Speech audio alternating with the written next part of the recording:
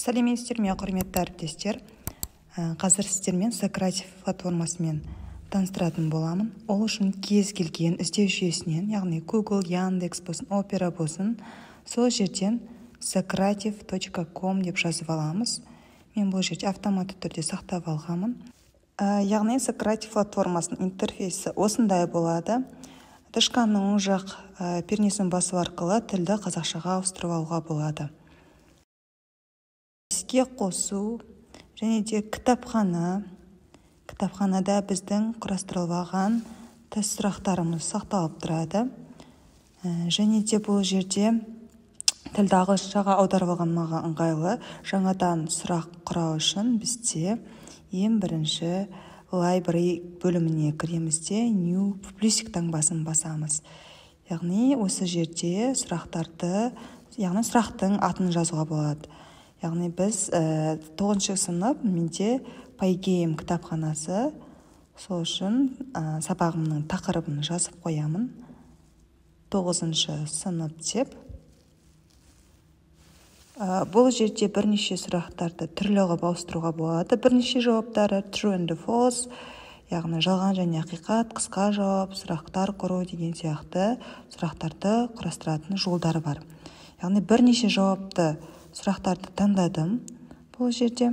Яғни мен алдын ала Word-қа дайындап алдым сұрақтарымды. Сол жерден копировать және вставить етіп, осы жерге жазып шығамын осы жерге.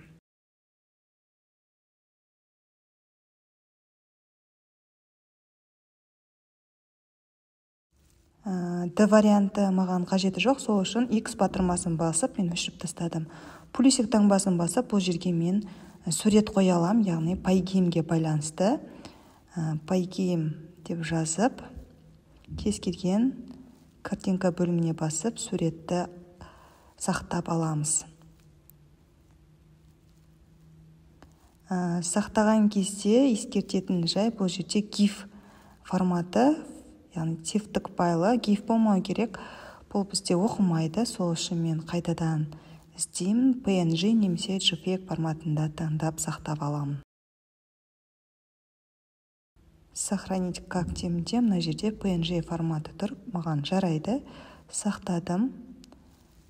Плюсик таңбасын басып, жаңағы сақтап алған суретті екі рет шерту арқылы save батырмасын басамын. Save яғни сақтау деген мағынаны білдіреді ағылшын тілінен аударған кезде. Енді келесі соған қайтадан кіріп, бірнеше жауапты сұрақтарды қайтадан басам. Сол кезде екінші сұрағым шығады. Осы жерден копировать вставить ету арқылы мен бірнеше сұрақтарымды қойып аламын.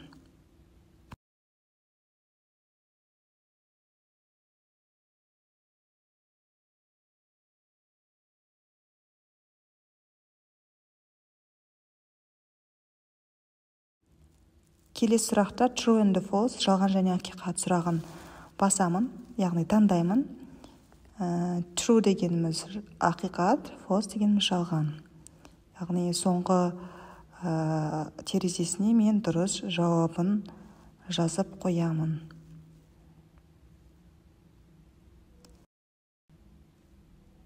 Яғни электронды кітап арқылы мен осы жерден жазып алдым, 9 сынып оқулығынан. Осы жерден алдым Word-қа, Word-тан мен копировать вставить етіп отырдым.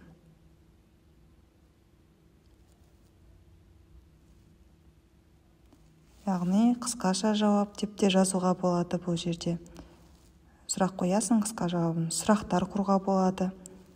Яғни мына жердегі бізге берілген режимді оқып жасауымызға болады, бірақ бізге бұл қажеті емес, тек қана көп сұрақ және жалған және ақиқатын таңдасақ бізге жеткілікті. Осылай біз келесі сұрақтарды да жаза береміз. Осы Word-тан көшіріп, вставить етіп отырамыз.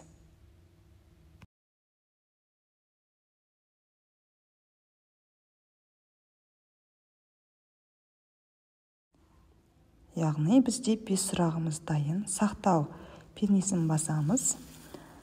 Яғни Pygame кітапханасы деп кітапханамызда сақталып тұр. Келесі ашу дегеніміз ол жерде әртүрлі сұрақтар, бірақ ағылшын тілінде бізге қажеті емес, себебі барлығы ағылшын тіліндегі пәндер бойынша.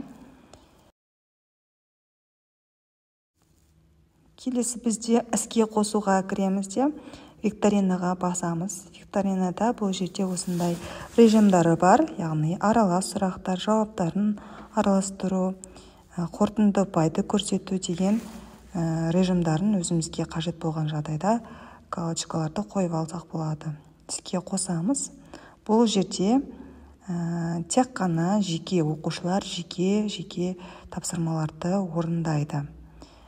Бізде берілген QR-код арқылы оқушылар соткалармен орындауға болады, немесе компьютердің көмегімен кодтарды да қойға болады. Бұл жерде мен кодты бермедім, через QR-код арқылы ыңғайлы бізге оқушыларға. Мен қазір өзім соткамнан кіріп сіздерге көрсетемін. QR-кодты көрсеткен кезде name деген тұрады. Nameға мен Маржан деп есім бердім. Тек қана есімдерін жазады оқушылар бұл жерде. Бұл жерде аттарын көрсету дегендердің барлығын режимдарын өздеріңізге қажетті түрде реттеп алсаңыздар болады. Яғни менде автоматты түрде сұрақтар берілді. Мен яғни 4-ші сұраққа жауап бердім. Дұрыс болып жатыр міне. Дұрыс болса жасыл түс жанады, қате жауап болса бізде қызыл түс жанады. Яғни мына жерде оқушылар жеке орындайды. Мысалы, сыныптың жалпы саны 1 ғана, мен өзім жалғыз орындап отырғандықтан, бірақ ана оқушы шығып тұр бұл жерде. Яғни оқушы 3-ші тапсырмадан қателескен, 3-шінің үстін бассақ, яғни сұрақ өзі шығады. Яғни осы сұрақтан оқушы қателескенін біз біле аламыз. Яғни осылай біз әр оқушы, мысалы 20 оқушы болса, 20 оқушының результаттарын көре алады екенбіз. Келесі бізде ғарыштық жарыс. Бұл жерде айырмашылығы топпен жұмыс жасау, немесе жұппен жұмыс жасаймыз. Растауды басамыз бұл жерде, екі черту арқылы, яғни тақырыбымызды таңдаймыз. Бұл жерде командалар берген, мысалы жұппен болса, мысалы 20 деген ең ұзағы бізде 20. Бұл жерде әртүрлі иконкалар, мысалы мен велосипедті таңдап алайын. Ары қарай бізде сұрақтарды араластырамыз, осындай белгішелерін реттеп аламыз. Келесі бастаймыз. Осындай әртүрлі түстер арқылы иконкалар шығып тұрады, яғни велосипедті таңдағандықтан. QR-кодты ашып, оқушылардың кіргенін күтеміз. Және де кіре салған оқушы бірден сұрақтары беріліп отырады, соған оқушылар жауап беріп отырады. Автоматты түрде тапсырмалар шығады. Егер сұраққа жауап берсе, велосипед алдыға қарай жылжиды. Дұрыс жауап берген жағдайда алдыға қарай мәреге жетіп отырады. Егер де дұрыс емес жауап берсе, оқушылар велосипедті сол жерде тұрып отырады. Мына жерде жұптық жұмыспен жасауға да болады.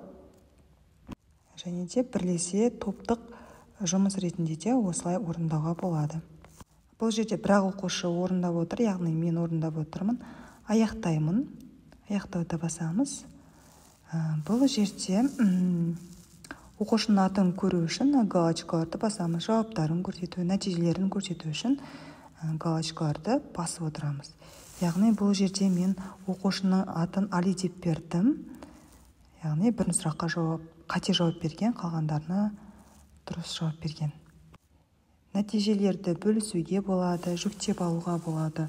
Бұл платформа, яғни жеке бағалау статистикасын жүргізуге арналған өте қолайлы. Әр оқушының қай сұраққа жауап беріп, қай сұраққа қателескенін, яғни статистикадан көре аламыз. Бүкіл оқушылардың жауабын бір мезгілде көре аламыз. Және де бұл платформа жаратылыстану, математика бағытындағы пәндерге өте қолайлы. Яғни себебі бұл жерде формула жазуға өте ыңғайлы клавиатура қарастырылған. Осылай ойын аяқталғаннан кейін бірден оқушылардың қай сұраққа жауап бергенін, қай сұрақтан қиналғандарын осы нәтижелер арқылы бағалай аламыз. Яғни осы жердегі бағалауға байланысты біз формативті бағалауды қоя аламыз. Келесі мына жерде про деген түрін басқан кезде бізде тегін ол бізде мәңгіге дейін, яғни безлимитный. Бұл жерде 5 викторина жүреді, бір балдан есептелінеді. Бізге, яғни мұғалімдерге тегін. Егер де сіздер басқандай настройкаларымен керек десеңіздер, платный варианттарын таңдасаңыздар болады. Яғни Socrative платформасы бағалауға өте керемет бір платформаның бірі болып табылады. Назарларыңызға рахмет.